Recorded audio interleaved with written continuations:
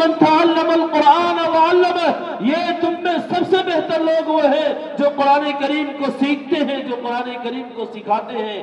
اور بھی آگے چلیے، جو علم دین سے وابستہ ہوتے ہیں، جو قرآن کریم کی تعلیم حاصل کرتے ہیں، جو وہ تعلیم حاصل کرتے ہیں جو سب سے پہلا سبق رب العالمین نے دیا، اقرأ باسم ربک الذی خلق، یعنی اس تعلیم کی جانب توجہ دیتے ہیں جو رب سے ملا دے، جو اللہ سے جوڑ دے، جو اللہ تبارک و تعالیٰ کی معرفت دے دے، اللہ تبارک و تعالیٰ کی پہچان دے دے۔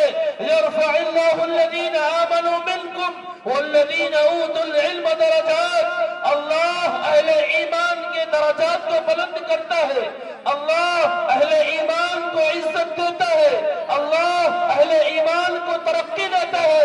لیکن جو ایمان والے ہیں، ان ایمان والوں میں جو اہل علم ہے، ان ایمان والوں میں جو اصحاب علم ہے، ان ایمان والوں میں جو علم دین حاصل کرنے والے ہیں، جو علم دین سے مالا مال ہونے والے ہیں، خصوصیت کے ساتھ اللہ تبارک و تعالیٰ نے ان کی ترقی درجات کا ذکر کیا۔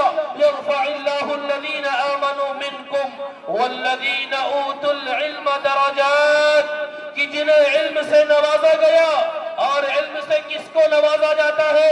جناب نبی کریم صلی اللہ علیہ وسلم نے ارشاد فرمایا، من یرید اللہ بہ خیرا یفقہہ فی الدین، اللہ جس کے ساتھ بھلائی کا ارادہ کرتا ہے اس کو دین کی سمجھ دیتا ہے، اس کو دین کے لیے قبول کرتا ہے۔ جو دین کے لیے آ گیا، جو پڑھنے کے لیے آ گیا، جس نے علم حاصل کر لیا، ایسا شخص وہ ہے جس کے ساتھ اللہ تبارک و تعالیٰ خیریت اور بھلائی کا ارادہ کرتا ہے۔ امام محمد رحمت اللہ علیہ، ابھی آپ نے جو دو بچوں کو سنا جنہوں نے قرآن کریم مکمل کیا، کس طریقے سے لوگ قرآن کریم کو اپنے سینوں میں بساتے ہیں۔ اگر ہمت کریں پھر کیا نہیں، انسان کے بس میں یہ ہے کم ہمتی جو بے بسی معلوم ہوتی ہے۔ امام محمد رحمت اللہ علیہ کا میں ایک دوسرا واقعہ سنانے جا رہا تھا، لیکن ایک دوسرا واقعہ مجھے یاد آیا۔ ابھی یہ 7 سال کے ہیں، ان کے والد لے کر کے آتے ہیں اور امام اعظم امام ابو حنیفہ رحمت اللہ علیہ کی درسگاہ میں داخلے کی اجازت چاہتے ہیں۔ امام اعظم نے فرمایا، یہاں پر داخلے کی پہلی شرط یہ ہے کہ بچہ حافظ قرآن ہو، اگر وہ حافظ قرآن ہوگا اس کو بیٹھنے کی اجازت ہوگی، حافظ قرآن نہیں ہوگا بیٹھنے کی اجازت نہیں ہوگی۔ ابھی 7 سال کا بچہ ہے، امام محمد رحمت اللہ علیہ کے والد نے ہاتھ پکڑا، لے کر کے چلے گئے۔ 1 ہفتے کے بعد آ کر کے پھر درخواست کیا کہ میرے بچے کو بیٹھا لیا جائے۔ کہنے لگے ابھی میں نے پچھلے ہفتے بتایا تھا یہاں بیٹھنے کے لیے پہلی شرط ہے حافظ قرآن ہونا، اور ابھی 1 ہفتہ گزرے ہے۔ کہنے لگے یہ بچہ آپ کی خدمت میں حاضر ہے، آپ جہاں سے چاہے قرآن سن لیں۔ یعنی 7 دن کا وقت ملتا ہے، 7 دنوں میں انہوں نے قرآن کریم کو اپنے سینے میں بسا لیا، قرآن کریم کو اپنے سینے میں محفوظ کر لیا۔ یہ رتبہ بلند ملا جس کو مل گیا، ہر مدعی کے واسطے دار و رسن کہا۔ اگر ہمت کرے، اگر جذبہ پیدا کرے، اللہ تبارک و تعالیٰ راستے آسان کر دیتا ہے۔ یہ ہمت ہمارے مردوں کے اندر بھی ہونی چاہیے، ہماری عورتوں کے اندر بھی ہونی چاہیے کہ ہم اپنے اولاد کو علم دین سے مالا مال کریں گے، ہم اپنی اولاد کو پڑھائیں گے، ہم اپنی اولاد کو سکھائیں گے، ہم اپنی اولاد کو بہترین عالم دین بھی بنائیں گے، بہترین قاری قرآن بھی بنائیں گے، بہترین حافظ قرآن بھی بنائیں گے۔ یہ جذبہ اس وقت پیدا ہوگا جب ہم اپنے گھروں میں قرآن کریم کی تلاوت کریں گے۔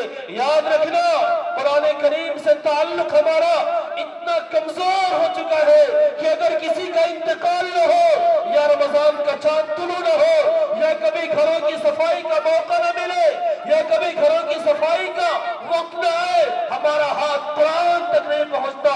جبکہ یاد رکھنا، کان کھول کر کے سن لو، 1 سال میں 3 مرتبہ کم از کم قرآن کریم کا مکمل کرنا یہ قرآن کا حق ہے۔ اگر کوئی 1 سال میں 3 مرتبہ قرآن کو مکمل نہیں کرتا، قرآن کو دیکھ کر کے یا قرآن کو حفظ طور پر اگر وہ قرآن کریم کی تلاوت کو 3 مرتبہ مکمل نہیں کرتا، وہ قرآن کریم کی حق تلفی کرتا ہے، وہ قرآن کریم کے حق ادا نہیں کرتا۔ اور القرآن حجت لک علیک، یہ قرآن تمہارے لیے حجت ہوگا، یہ قرآن تمہارے خلاف حجت ہوگا۔ اگر ہم نے قرآن کریم کے حق کو ادا کیا، یہ ہمارے حق میں سفارشی بن کے آئے گا، اور اگر ہم نے اس کی ناحق تلفی کیا تو اللہ تبارک و تعالیٰ کے حضور یہ کھڑا ہوگا اور کہے گا اس نے میرے حق کو ادا نہیں کیا، اس کو جہنم میں ڈال دیا جائے۔ جناب نبی کریم صلی اللہ علیہ وسلم نے فرمایا یہ قرآن وہ ایسا سفارشی ہے جس کی سفارش کو قبول کیا جائے گا، جس کی سفارش کو رد نہیں کیا جائے گا۔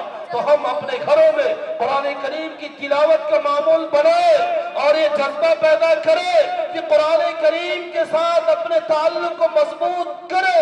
اگر قرآن کریم کے ساتھ ہمارا تعلق مضبوط ہے، یاد رکھنا کوئی ہمیں ترقی کرنے سے روک نہیں سکتا، اور اگر ہم نے قرآن کریم کے ساتھ تعلق کو مضبوط نہیں کیا تو یاد رکھنا کسی پارلیمنٹ کو قانون کی بنانے کی ضرورت نہیں ہے۔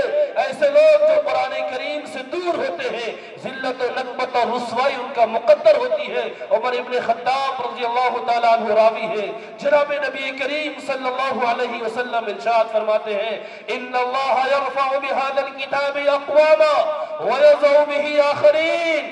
اللہ اسی کتاب کی بنیاد پر قوموں کو بلند کرتا ہے، اور اسی کتاب کی بنیاد پر اللہ قوموں کو پست بھی کر دیتا ہے، ذلیل و رسوا بھی کر دیتا ہے۔